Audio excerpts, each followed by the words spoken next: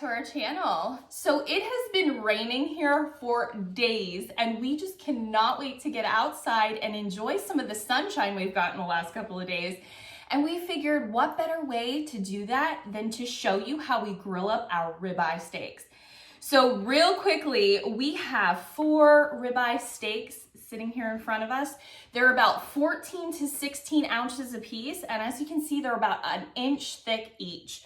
Now, the reason I love to grill up ribeye steaks is because as you can see, all of that marbling in there, all of that is fat. And what that fat does as you're grilling up your steak is it helps to keep the steak nice and juicy, and it also helps to flavor your steak.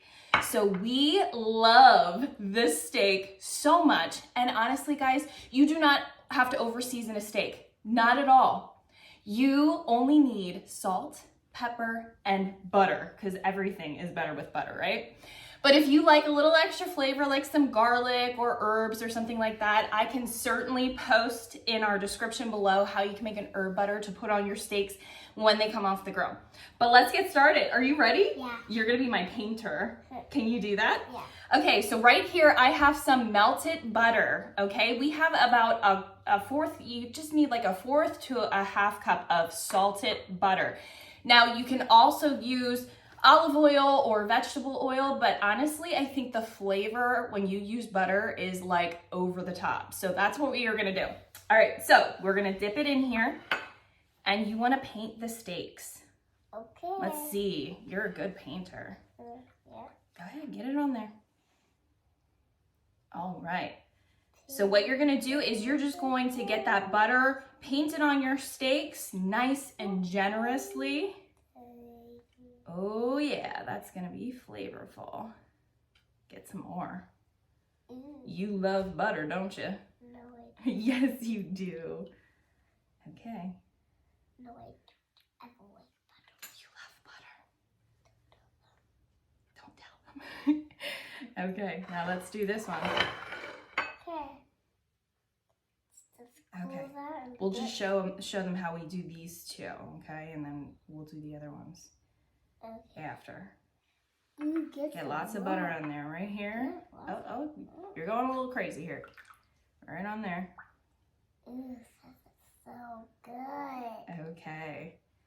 This is good. Okay, so real quick, before we actually season up these steaks, what you want to do is make sure you have them on your plate uncovered in your refrigerator. What that helps your steak to do is all of the moisture that's in that, all of the moisture that's in your steak is going to evaporate and you're going to be left with a nice dry steak. And that is really important because if you have a lot of moisture in your steak while you're grilling it, that helps to bring the temperature down. And we want to make sure that we are searing our steak and then cooking it through to perfection. Okay, all right, so we're good. All right, so we paint both sides, but first we're gonna paint it with that butter, and then we're gonna take about 1 to 2 teaspoons of coarse pink Himalayan salt, or Himalayan pink salt, and we are going to season the outside of this steak. Now, the reason I use coarse salt, okay, let's not get too carried away. The reason I use coarse salt is for 2 reasons, actually. 1, because the flavor is absolutely amazing. Okay, we're good there, we're good there. And 2 is because salt acts as a meat tenderizer. So what that means is it's going to help to break down the fibers in your meat, which is going to make it a lot tender, a lot more tender, and it's gonna be nice and easy to chew. And we like that. We don't want a tough steak. Okay, so then we are gonna use some pepper. We have tricorn peppercorn in here. Okay, twist, ready? And get some pepper on there. Okay, and we have our gas grill outside preheating. You're gonna want that to get up to 500 degrees, so super, super hot. All right, then we're gonna flip these guys over. And you're gonna paint it again. Go for it, babes. Okay. Yummy butter. And we're gonna put some salt on it. Mm-hmm. So good. Be careful. So when we're done seasoning these up, we're then gonna let them sit for 15 minutes. You want your steaks to sit with that salt on it, as I said, so that your salt can tenderize your meat. All right, now we're gonna salt it.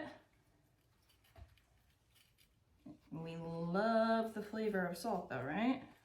Just not when it's too much. Okay, that's a little bit too much salt. Just sprinkle, sprinkle, sprinkle, sprinkle. Okay, all right. Crazy chick. You made a crazy chick. Okay, pepper. Pepper, pepper, pepper, pepper. Okay. All right, so we're going to season up these extra 2 steaks here, and then we're gonna let these sit for 15 minutes, and then I will be right back to show you what we do to grill these up. Okay guys, I'm back, and as you can see, I am now out at the grill, and I have my gas grill preheated to 500 degrees, so it's time to show you how we make these steaks. I am gonna get these on, and I am gonna show you how I cook them up to medium well, because that is the way that I prefer my steak, but I will be posting in the description below how you achieve all different temperatures. So, as you can see, we're outside. We're gonna be contending with wind and grass cutting and some wasps and airplanes, but we're gonna just roll with it. So let's go. All right, so we are going to open our grill and use your head, just be smart. It's very dangerous to be around a grill. You just wanna make sure that you're as safe as possible. But we are gonna get these steaks right on here.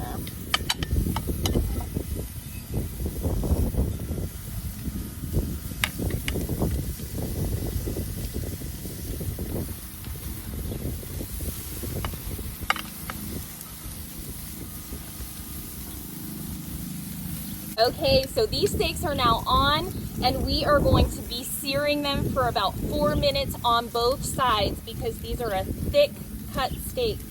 Now we are going to be turning these 45 degrees at the 2-minute mark because we want to make sure that we're getting those beautiful grill marks on both sides of our steak. So I'll be right back to show you how we make that turn. Okay, so our steaks have now been searing for about 2 minutes, so we're gonna make that 45-degree turn at this time. You just wanna take it very carefully.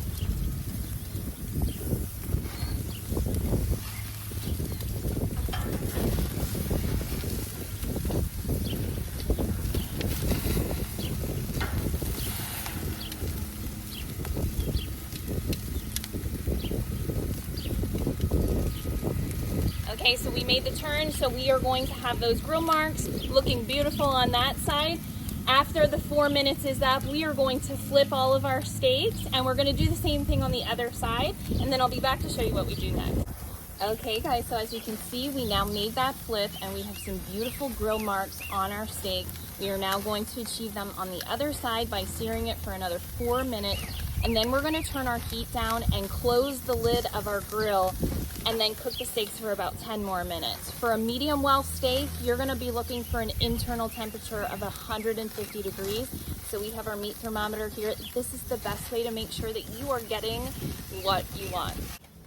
Okay, so the lid is closed, and right now we are climbing up from 200 degrees to about 300.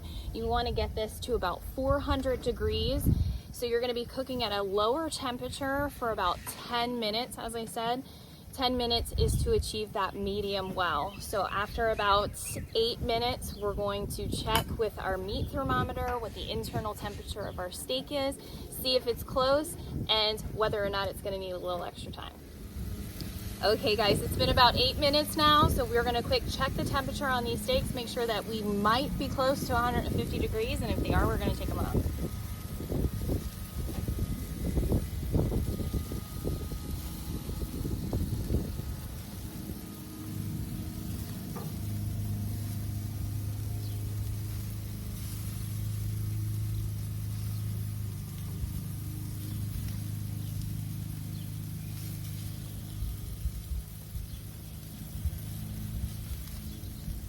Okay, and we are there. So we are gonna get these off, and then I will be meeting you in the kitchen to show you how we finish them off.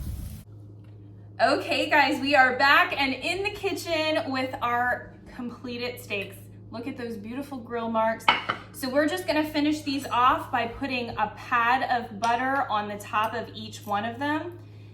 That just helps to complete that nice coating on our steak. And we're just going to let it melt naturally on the steak.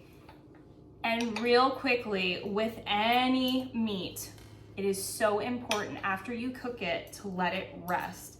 What happens when you cook meat is the fibers in that meat tense up and make that meat really tough. So you want to let it rest for at least 5 minutes after it comes off the heat so that the fibers can then relax a bit and you're left with a delicious piece of meat. And that's it, guys. We hope you love this video. If you do, please give us a thumbs up. Make sure you subscribe below so you gain access to all of our future videos. Thank you so much and have a great day.